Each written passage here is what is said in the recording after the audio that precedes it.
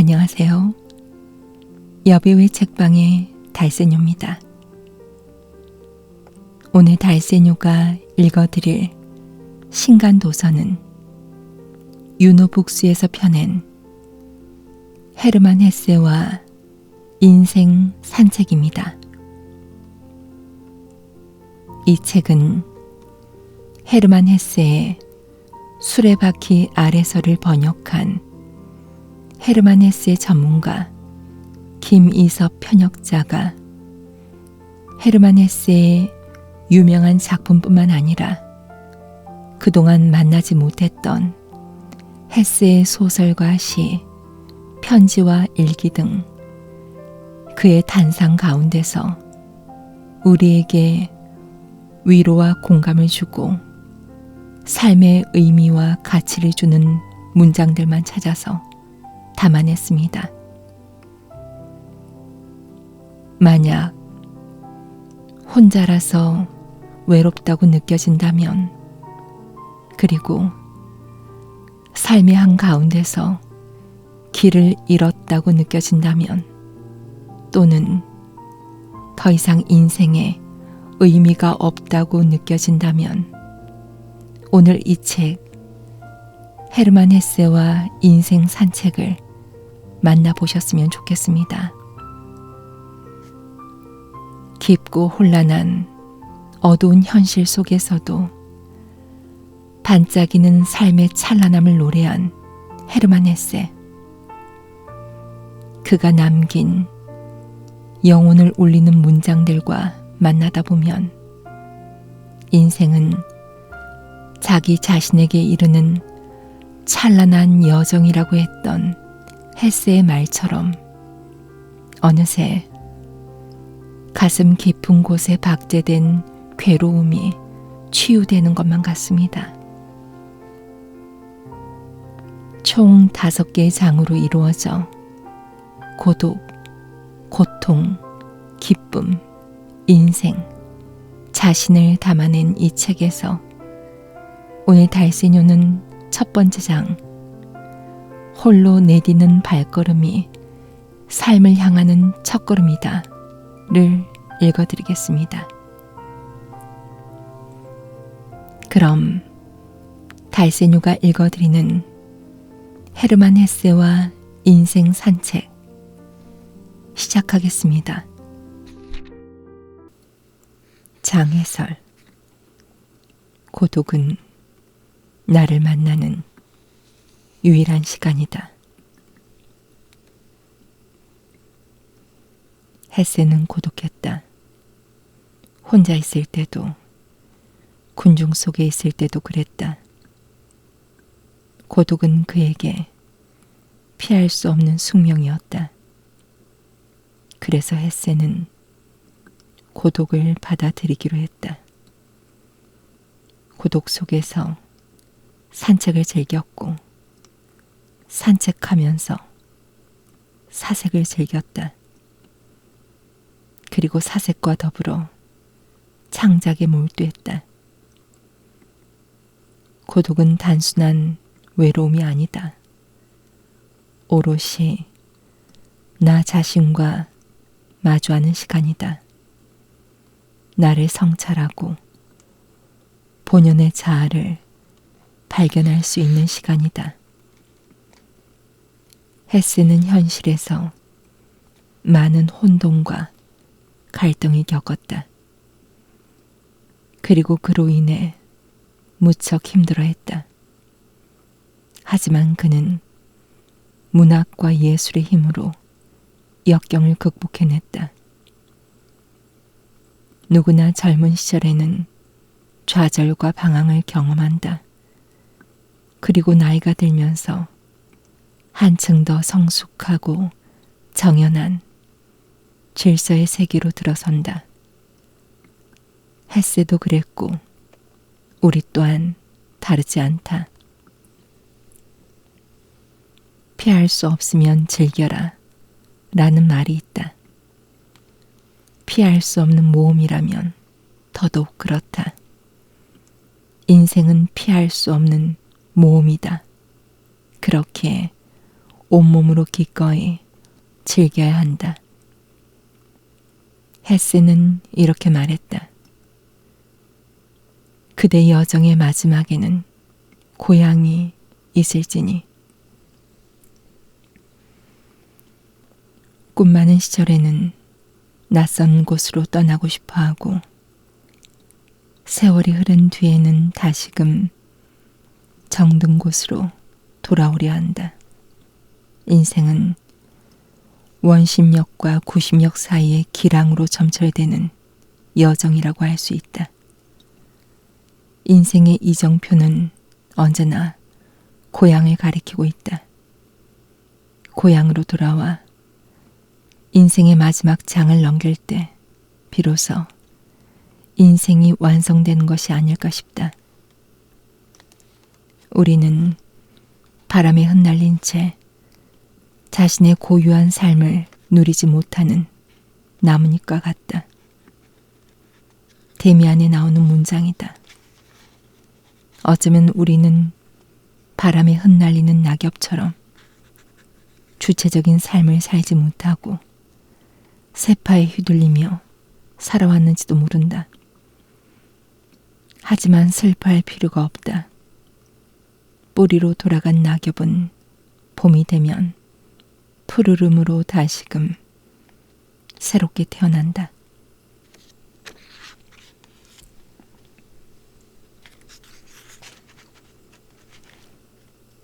인생은 누구나 혼자일 뿐 서로를 알지 못한다. 안개 속을 거닐어 보라. 얼마나 오묘한지. 숲과 바위는 홀로 서 있고 나무는 다른 나무를 보지 못한다. 누구나 혼자일 뿐 내 삶이 아직 밝았을 때는 세상이 온통 친구들로 가득했다. 이제 안개가 내리니 아무도 보이지 않는다. 어둠을 모르는 자는 지혜롭지 못하다. 어둠은 은밀하게 다가와 서로에게서 서로를 떼어놓는다. 안개 속을 거닐어 보라. 얼마나 오묘한지. 삶은 고독. 서로는 서로를 알지 못한다. 누구나 혼자일 뿐.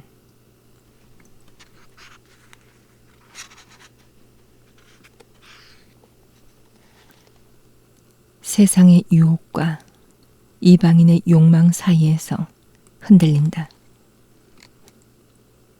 어느 날 저녁 강 위에서는 등축제가 벌어지고 있었다. 그는 강 건너편 둑을 혼자 거닐었다. 그리고 강물 쪽으로 굽은 나무에 몸을 기댔다. 강물 위에서는 수천 개의 불빛이 헤엄을 치기도 하고 살포시 떨기도 했다. 작은 배와 뗏목 위에서는 아름다운 꽃처럼 환하게 차려입은 성인 남녀와 젊은 처녀들이 서로 인사를 나누고 있었다. 그는 강물이 살랑거리는 소리를 들었다. 여가수들의 노랫소리도 들었고 하프와 플루트를 연주하는 소리도 들었다. 아름다운 음악이 흐르는 가운데 푸른 빛을 머금은 밤하늘이 사원의 둥근 천장처럼 두둥실 떠 있었다.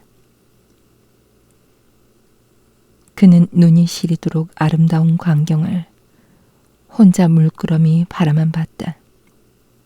물론 강을 건너가 그들과 함께 어울리고 싶은 마음이 간절했다. 사랑하는 신부와 친구들과 함께 축제를 즐기고 싶었다. 하지만 그는 섬세하고 예민한 방관자로서 이 모든 걸 마음속에 온전히 받아들이고 자신의 시에 고스란히 담아내고 싶었다. 푸른 밤하늘, 강물 위로 펼쳐지는 불꽃의 향연, 축제 손님들의 환희에 찬 표정, 그리고 강물 위로 뻗은 나무에 기대어 말없이 바라보고 있는 자신의 애절한 그리움. 그는 이 세상의 모든 향연과 쾌락에도 결코 자신이 행복해질 수 없다는 것을 알고 있었다. 삶의 한가운데서 외롭고 낯선 이방인으로 남을 수밖에 없다는 것도 잘 알고 있었다. 그리고 아름다운 세상의 유혹과 이방인의 은밀한 욕망을 동시에 느끼는 게 자신의 운명이라고 여겼다. 그에게 진정한 행복을 주는 것은 세상을 자신의 시에 온전히 투영하고 세상을 정화하고 영원히 기리는 일이었다. 내 뱉고 마시는 모든 숨에 고독이 있다. 그대에게서 벗어나기 위해 포도주에 취했었다. 그대의 검은 눈동자를 바라보기조차 두려웠었다. 라우트의 선율에 흠뻑 취해 그대를 잊기도 했다. 나는 페류나였다. 언제나 그대는 말없이 내게로 다가왔다. 내가 마시는 포도주에도 그대가 있었다. 내가 무심코 내뱉은 말에도 그대가 있었다. 지금 나는 그대 품에 안겨 있다. 그대는 방랑에 지친 나를 따뜻하게 반겨주었다.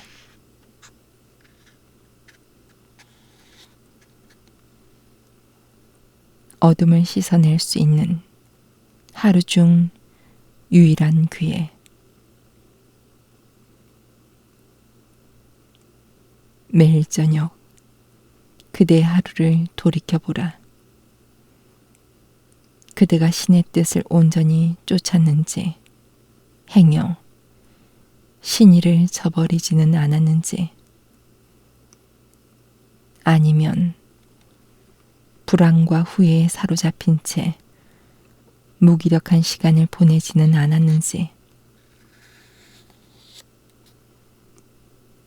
그대가 누군가를 미워하거나 혹은 누군가에게 잘못을 저질렀다면 조용히 고개 숙여 그대의 허물을 반성하라. 그래서 잠자리에 들기 전 그대의 영혼이 어둠의 그림자에서 벗어나 아무 걱정 없이 편히 쉴 수 있게 사랑하는 이름들을 떠올려 보라.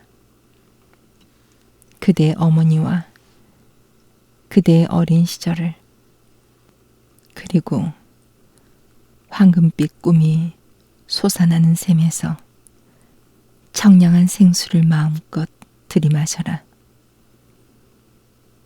그러면 그대는 해맑은 정신으로 영웅처럼 승자처럼 새로운 날을 맞이할 것이다. 암울한 톨스토이보다 고결한 괴테의 글을 읽고 싶다. 날이 어둡고 서늘해졌다. 나는 톨스토이의 부활을 손에서 내려놓았다. 처음에 나는 이 책을 읽지 않을 생각이었다.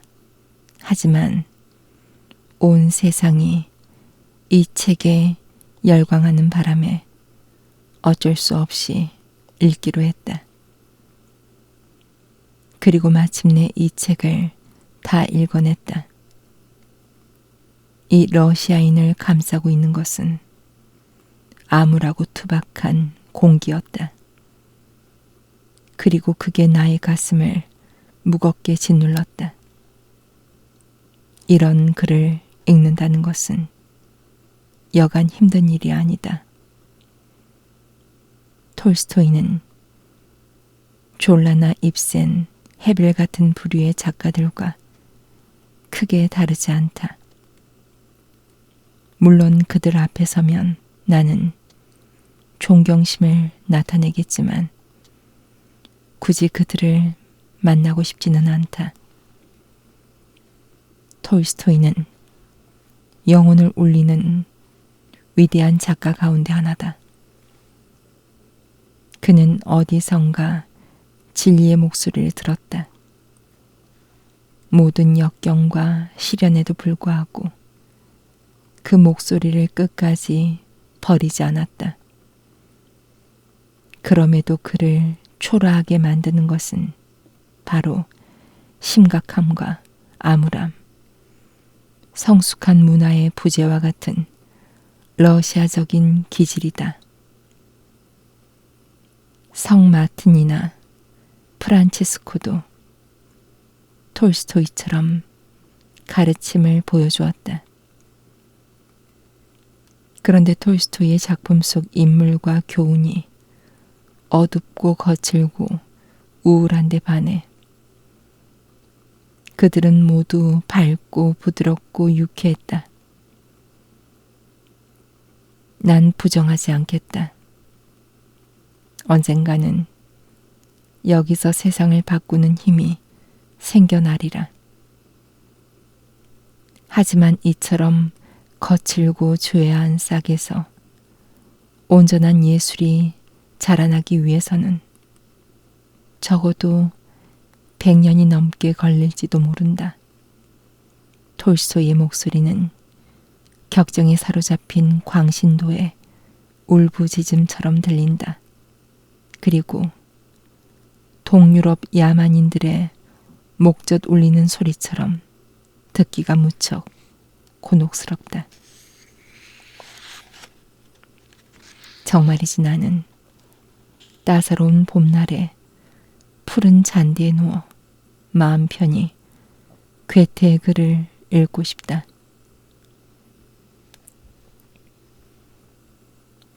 불확실한 현실에서 더 선명해지는 이름이 있다. 들길을 걷다가 나비 한 마리를 봤다.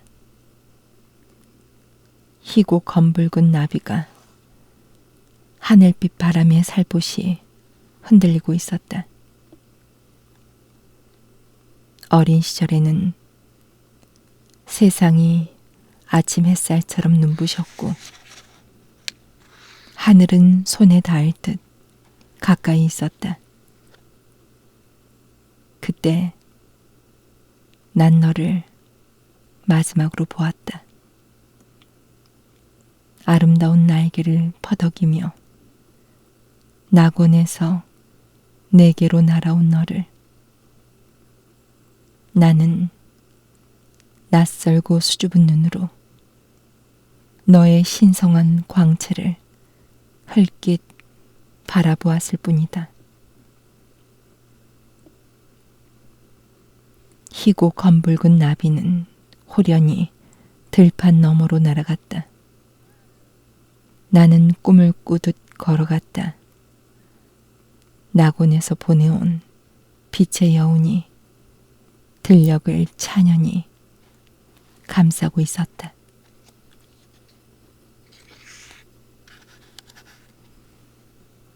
누구라도 강해질 수 있는 비밀의 세계. 나는 버릇없고 제멋대로인 아이였다.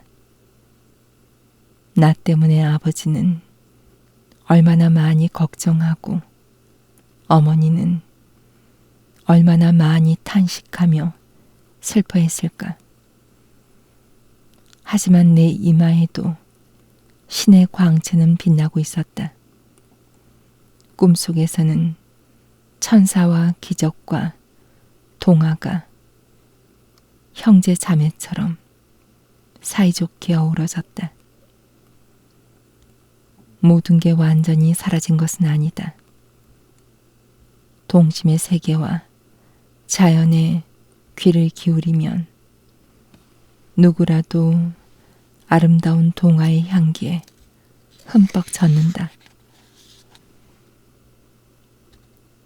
우리가 좀 더 자주 그 길을 갈 수만 있다면, 그리고 그 시절과 함께 할 수만 있다면, 우리는 더욱더 강해지고 풍요로워질 것이다.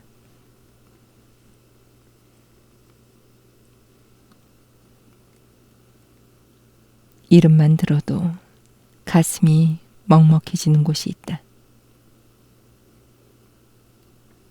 그대는 웃고 있네요.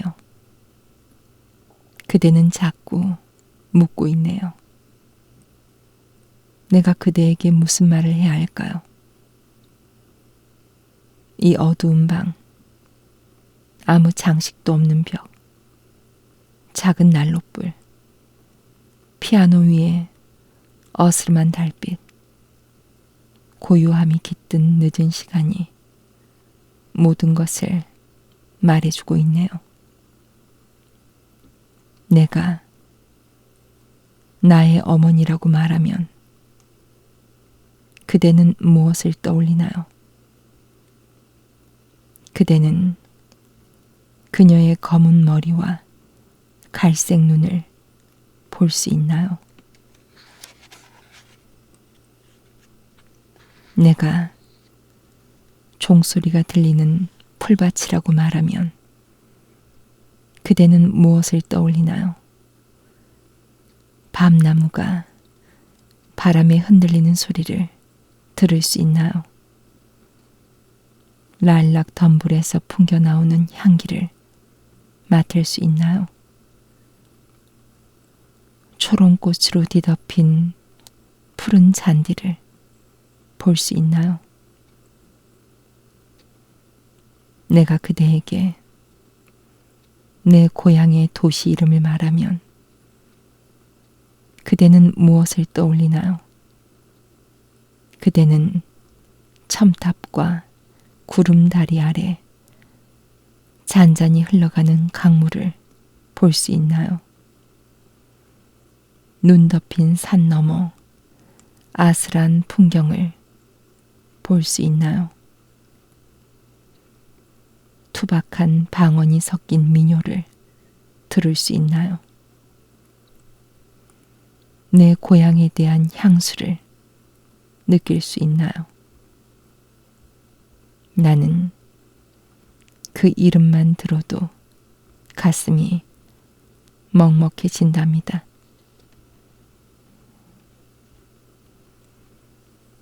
과거는 바랄지언정 결코 빛을 잃지 않는다. 마음이 여유롭고 한가할 때는 잔디밭에 누워 푸른 하늘을 올려다본다. 때로는 나무 위를 기어 올라가 요람이의 아이처럼 가볍게 몸을 흔들면서 꽃망울 냄새와 신선한 수지 냄새를 맡는다. 한껏 꿈에 취해 어린 시절의 정원에 발을 들여놓으면 신의 손이 빚어낸 놀라운 세상을 다시 한번 경험하게 된다. 나는 오늘 그리고 날마다 이 세상과 내 삶에 만족한다. 하지만 어린아이의 눈으로 보았던 아름답고 찬란한 빛을 온전히 지켜낼 수는 없다. 욕망의 불꽃이 붉게 피어나고 그대의 가슴에는 꽃망울이 즐거이 미소 짓고 있다. 내 혀 아래서 두려움에 떨며 한때는 나도 어린 소년이었다.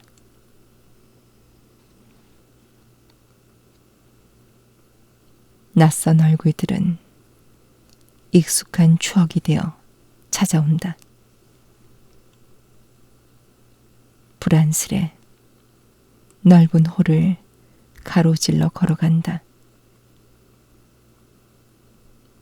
낯선 얼굴들이 스쳐 지나간다. 천천히 하나 둘씩 희미한 얼굴빛으로 가물대는 빛 가운데 낯익은 얼굴이 나타나고 오랜 추억이 되살아난다. 방금까지도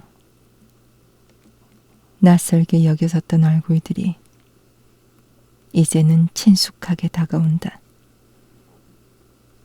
난 그들의 이름을 들어본다. 부모, 형제, 어릴 적 친구들, 내가 존경했던 영웅들, 여인들, 시인들. 하지만 누구 하나 내게 눈길조차 주지 않고 가물거리는 촛불처럼 허공 속으로 사라져간다. 어디선가 시를 읊는 소리가 들려온다. 아련히 떠오르는 추억들이 내 가슴을 아프게 한다. 이제는 꿈으로 변해버린 날들에 대한 짙은 아쉬움. 환희에 빛나던 날들은 이미 저물었다.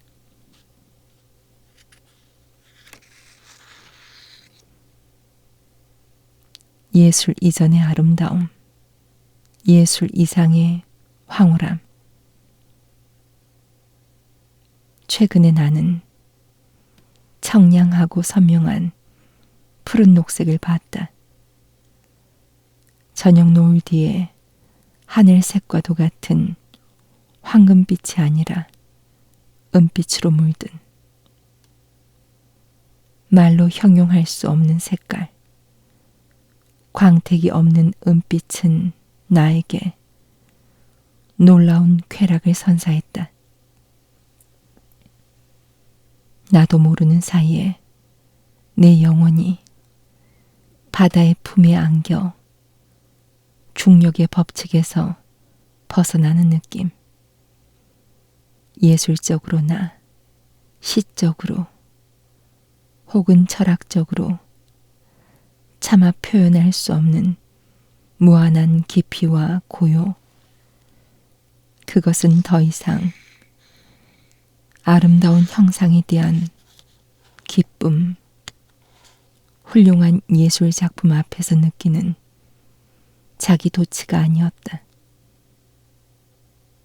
이제 나는 내가 믿는 종교가 미신이 아니라는 것을 안다. 모든 육체적, 정신적인 것들은 아름다움과의 관계에서 바라보아야 하고, 종교는 그런 아름다움과 더불어 순수함과 지구한 행복감을 누리게 해준다. 이와 동시에 희생과 고통을 감수해야 하고, 때로는 절망감과 싸워야 한다는 것도 잘 알고 있다.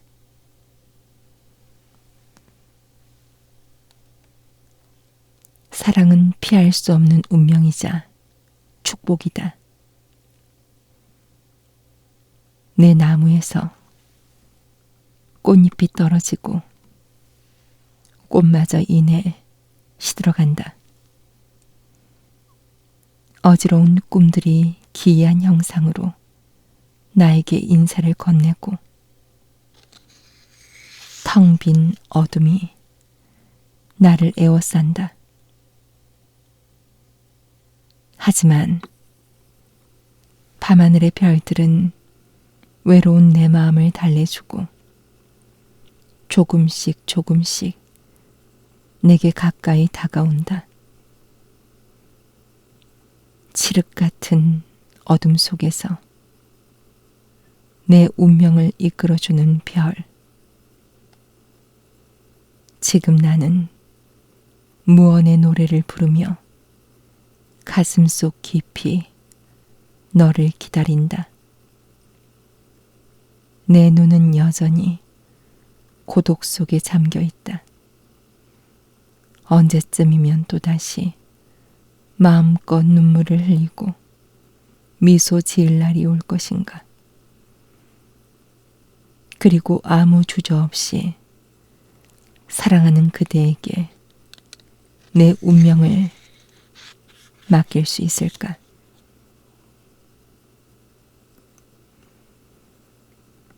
암울하고 절망적인 어둠을 밝히는 찰나의 빛. 인생이 결코 쉽지 않다는 것을 난 어릴 때부터 어렴풋하게 느끼고 있었다. 그때 느꼈던 모순의 감정이 지금도 여전히 남아있다. 바로 그 감정이 내 인식의 뿌리를 형성했다. 내 삶은 가난하고 힘겨웠다. 하지만 때로는 여유롭고 멋지다는 생각이 들기도 했다. 인간의 삶은 깊고 슬픈 밤처럼 느껴진다. 이따금 섬광이 번쩍이지 않으면 견디기 힘든 밤. 번개가 치면 세상이 순식간에 밝아지면서 잠시나마 마음의 평안과 위로를 얻는다. 일상은 암울하고 절망적인 어둠의 반복이다. 도대체 무엇을 위해 아침에 일어나 먹고 마시고 저녁에 잠자리에 눕는 것일까? 건강하고 젊은 사람이나 짐승에게는 이처럼 무료한 일상이 별로 문제가 되지 않는다. 관념에 사로잡히지 않은 사람이라면 기꺼이 아침에 일어나 먹고 마시며 여유로운 삶을 즐길 것이다. 하지만 진정한 인생의 순간을 열망하는 사람에게는 창조적인 순간이 필요하다. 그 순간에는 우연이라고 여겨졌던 모든 일이 신의 뜻으로 느껴진다. 신비주의자들은 이를 신과의 합일이라고 부른다. 어쩌면 그 순간에 생겨나는 광채가 다른 모든 사물을 어둡게 만드는 것인지도 모른다. 마법에 걸려 구름 위를 자유롭게 떠다니는 사람에게는 다른 삶이 무겁고 침울하게 느껴질 수밖에 없다. 나는 관념과 철학에서 뚜렷한 성과를 이루어내지는 못했다. 하지만 어딘가에 천국이 있다면 이런 순간이 아무 방해 없이 영원히 이어지는 곳이어야 한다고 생각한다. 그리고 고통과 시련을 통해 천국에 이를 수 있다면 어떤 어려움도 기꺼이 감내해야 한다고 생각한다.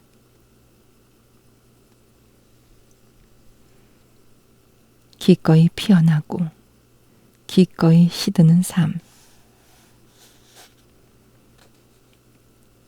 산 기슭에는 야생화가 활짝 피어 있고 금작화가 곱게 피어 있다. 지금은 누가 기억하고 있을까? 5월의 숲이 솜털처럼 고왔던 때를 지금은 누가 기억하고 있을까? 집바퀴와 뻐꾸기가 지저귀는 소리를 그토록 매혹적인 울음소리도 사라진 지 오래다. 숲에서는 여름밤의 축제가 벌어지고 산 위에는 보름달이 둥실 떠 있었다. 행여 누가 어딘가에 적어두었을까? 지금도 그 추억을 부여잡고 있을까? 세월이 흐르면 아무도 나와 그대를 알지 못하고 이야기하지 않을 것이다. 이곳을 찾아오는 낯선 사람들은 우리를 아쉬워하지도 않을 것이다. 그래도 우리는 저녁 별과 이른 안개를 기다릴 것이다. 우리는 기꺼이 피어나고 기꺼이 시들어 버릴 것이다. 신의 정원에서.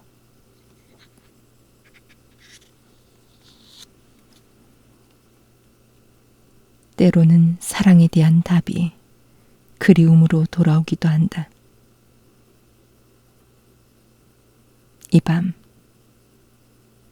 바다가 나를 잔잔하게 흔들고 희미한 달빛이 물결 위에 누울 때 나는 모든 시름과 애욕에서 벗어나 홀로 밤 공기를 들이마신다. 그러면 어김없이 친구들이 떠오르고 나는 그들의 눈빛을 바라보며 생각에 잠긴다. 그리고 나지막이 그들에게 묻는다.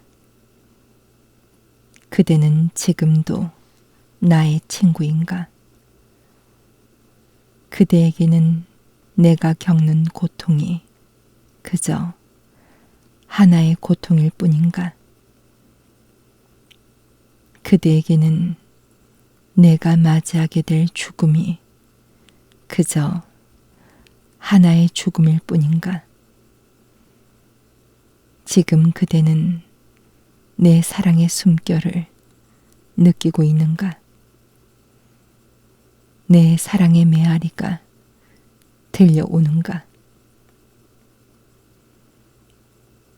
바다는 침묵에 쌓여 잔잔하게 미소 짓고 어디서도 답은 들려오지 않는다.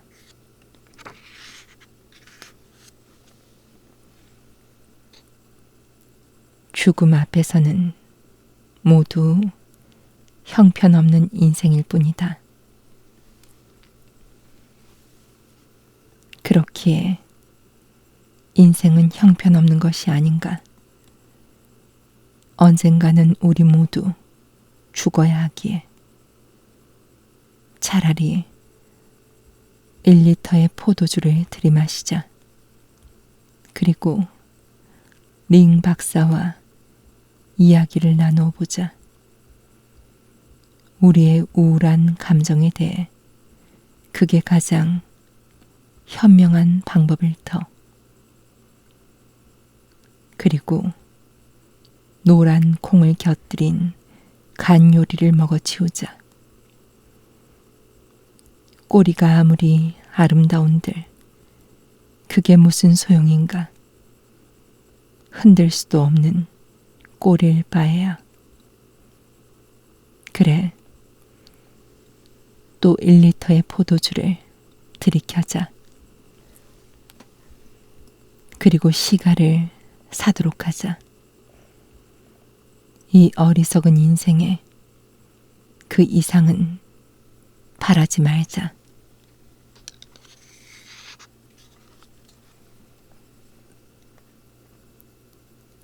감정이 무뎌지는 것은 밤하늘의 별이 사라지는 것이다.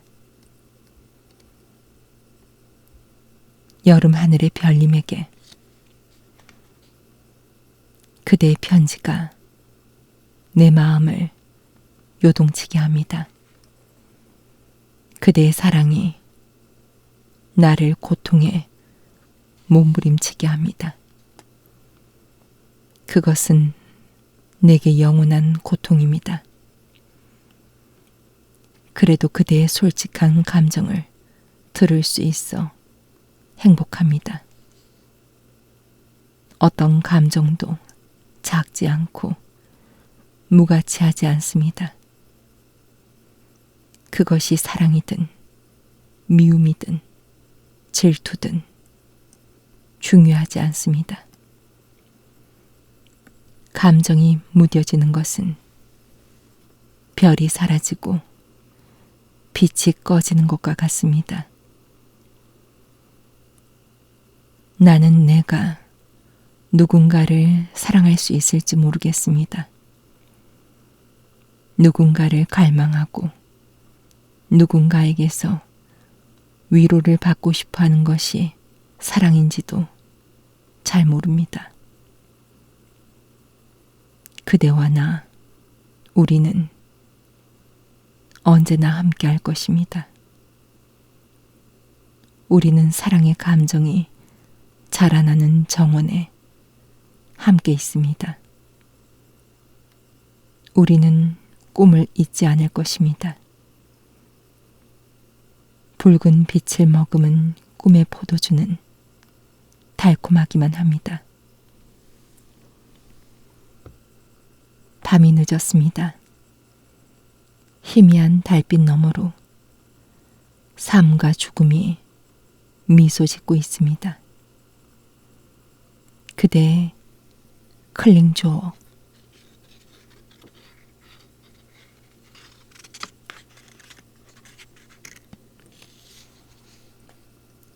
두려움은 한순간에 악몽처럼 되살아난다.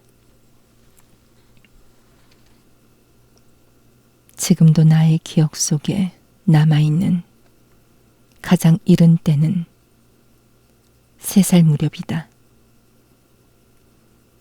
어느 날 부모님은 나를 산으로 데려갔다. 산은 아름다운 자태를 뽐내며 주변의 도시인들을 유혹했다. 높은 언덕에는 폐허로 변해버린 유적이 남아있었다. 젊은 삼촌도 우리와 함께했다. 그는 산 아래를 잘 내려다볼 수 있게 나를 높은 성벽의 난간 위로 들어 올렸다. 그때 나는 현기증을 느끼면서 두려움에 사로잡혔다. 너무 두려워 온몸을 떨었다. 집에 돌아와 침대에 누워서도 두려움을 떨쳐내지 못했다. 그때부터 무서운 악몽에 시달렸다. 나는 가슴을 옥죄는 무시무시한 꿈을 꾸었다. 그리고 끙끙거리는 신음과 함께 눈물을 흘리며 잠에서 깨어났다. 그 전에 내가 어떻게 살았는지는 내 기억 속에 전혀 남아있지 않다. 아무리 애를 써봐도 그날 이전의 삶을 떠올릴 수 없었다.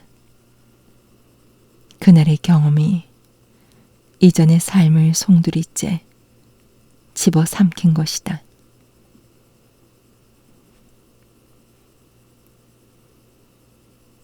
비틀린 마음도 사랑이 될 수 있을까? 가끔은 그대가 나보다 더 잘 나를 안다는 생각이 듭니다. 그렇지 않다면 내가 지난 이야기를 들려주거나 누군가의 이름을 부를 때 그대는 왜 고개를 흔드나요? 그대가 내 이야기를 듣고 미소 지을 때면 난 그대가 이미 모든 것을 알고 있다는 착각에 빠진답니다. 내가 일을 게을리할 때도 그대가 함께 있었나요? 내가 나쁜 짓을 하거나 좋은 일을 할 때도 그대는 나를 지켜보았나요? 그대가 나를 떠나지 못하는 이유가 그때의 일들을 여전히 기억하고 있기 때문인가요? 우리가 함께하는 이유가 서로를 비출 거울이 필요해서, 서로에게 위로가 필요해서인가요? 아니면 함께 죄를 저지르고 난 뒤에도 서로를 믿지 못하기 때문인가요? 그래서 우리가 함께하고 함께 파멸에 이르러야 하나요? 아니라면 내가 누군가에게 말하고 싶을 때나 누군가에게 기대고 싶을 때 어째서 그대는 내게로 다가오나요? 행여 내가 다른 사람을 찾을까봐 두려워서인가요? 무엇이 내 기억 속에서 나를 힘들게 한다고 생각하나요?